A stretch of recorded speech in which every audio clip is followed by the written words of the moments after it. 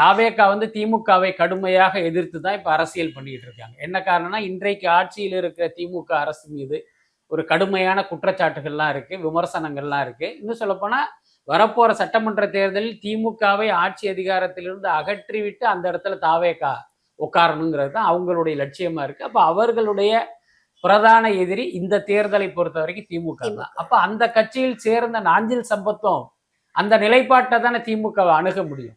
இப்ப நேத்து வரைக்கும் நம்ம அவங்களோட இணக்கமா இருந்தோம்.